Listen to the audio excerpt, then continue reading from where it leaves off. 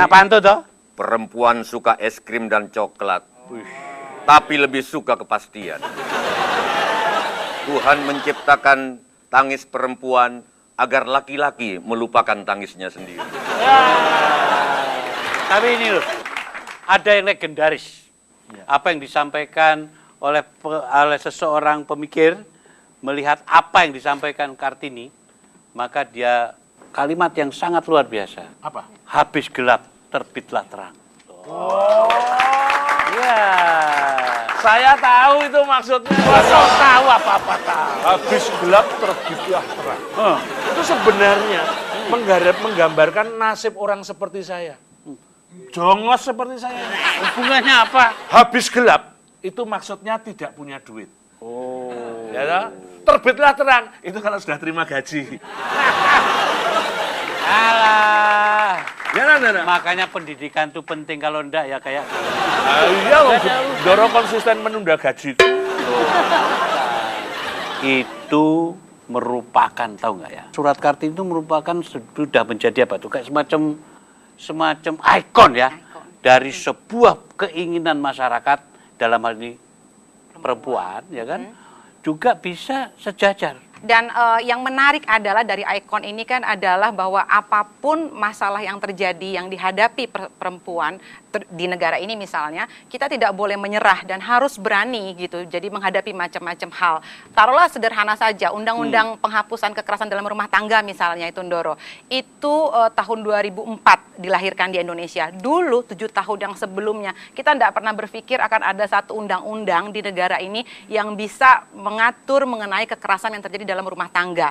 Karena kultur kita, budaya kita, nggak apa-apa kalau anak dipukul orang tua, ya itu kan urusan mereka. Maksudnya Kalau kekerasan itu dalam rumah tangga, bukan Rumah kekerasan tangga yang itu lain, keras bukan. terus, ya kan? Itu. Padahal kadang-kadang hubungan rumah tangga itu membutuhkan kekerasan. Bagaimana? Iya, jadi butuh waktu yang lama sekali, tapi apakah kita menyerah? Kita tidak menyerah. Demikian juga perjuangan misalnya kuota 30% dan macam-macam lainnya, kita tidak menyerah. Saya pikir itu yang semangat yang paling penting dari habis gelap, terbitlah terang. Bahwa kita harus terus semangat. Ini Eyang Makmur ini sering menyimpulkan dari pembicaraan itu menjadi komposisi lagu.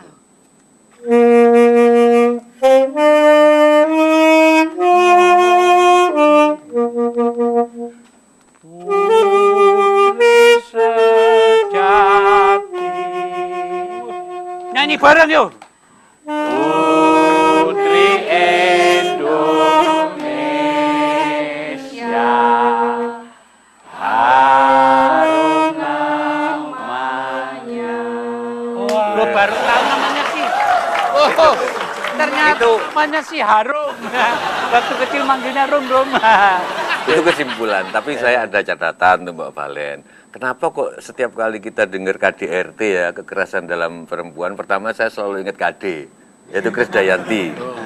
Yang kedua KDRT kok pasti anak dipukul orang tua, terus istri dipukul suami. Kalau Di istri bayangan memukul saya. suami? Bisa jadi istri mukul suami. Tapi enggak, kalau istri memukul suami, mau lapor ke siapa coba suaminya? Kalau suami mukul istri lapor ke Komnas Perempuan. Nah, Komnas laki-laki nggak ada. Adil ya. Padahal Mau lapor kok nggak ada. Maskulinis, feminis banyak. Itu problem Tapi saya. ini penting sekali. Saya setuju bahwa juga peringatan Hari Kartini juga harus mengingatkan kita bahwa yang benar ya benar, yang salah ya salah. Dan keberatan saya yang kedua, maaf, kuota. Karena ditulis 30% itu harus dari perempuan kan, parlemen itu. Saya sebagai perempuan, kalau saya jadi perempuan, saya akan tersinggung. Begitu masuk, ya saya masuk karena kuota. Bukan karena kemampuan saya. pelecehan itu. Pelecehan bagi saya loh lah. Mestinya nggak usah ada. Sehingga kalau saya sebagai perempuan masuk parlemen, betul-betul karena kemampuan saya. Bukan karena kasihan. Betul, setuju. Betul. Itu kan Tapi dari- ini kita nih semuanya sok mengenal Kartini. Ya. Iya. Sok mengenal. Iya. Taunya tuh kalau Hari Kartini cuma gelungan. Konde. Kebayaan. Ya kan? Pakai konde. Pakai konde. Ngelucu. Jalannya. Iya. Ya, nggak bisa. Nah, lalu apa yang terjadi? Apakah benar mereka itu telah mengenal Kartini? Apa mereka pernah baca buku-buku surat-suratnya Kartini? Loh, di situ tuh Kartini itu menurut ya, Pak Abendanon itu ya, itu menyusun surat-surat yang pada saat itu loh Mas. Pada saat itu dia membicarakan apa bedanya kulit sawo matang dan apa ya, kulit putih dan sebagainya. Tersusun bagus sekali. Saya juga di samping itu agak ini Pak Sendilan. Jadi ini diskriminasi juga. Kenapa kok yang ditulis terus Ibu Kartini?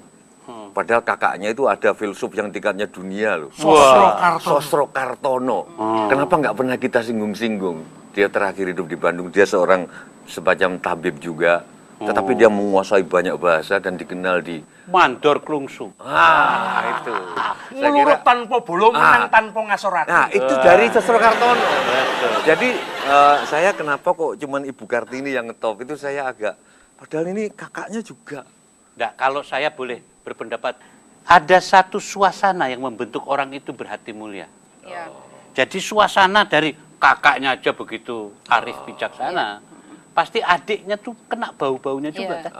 Nah, saya kira gitu. Saya setuju. Jadi konteks saya pikir perempuan harus dilihat juga dalam konteks sejarahnya masing-masing. Jadi juga tidak membandingkan letterleh atau secara betul-betul dulu zaman Kartini dan sekarang. Jadi kita harus rame-rame pakai konde dan pakai kebaya ya. Jadi ada konteksnya dan saya yakin pemikiran-pemikiran Kartini, saya setuju itu pasti diwarnai dengan pergumulan hidup dia secara pribadi. Ini juga yang sering disebut oleh feminisme itu sebagai personal is political. Jadi pengalaman kepribadian dia sebagai anak dari bupati yang melihat banyak penderitaan di sekitarnya, pengalaman dia kawin, pengalaman dia juga punya kakak tiri, itu juga pasti sebuah proses yang mendewasakan dia. Dan mungkin poin pentingnya saya setuju yang Doro katakan tadi soal surat ya.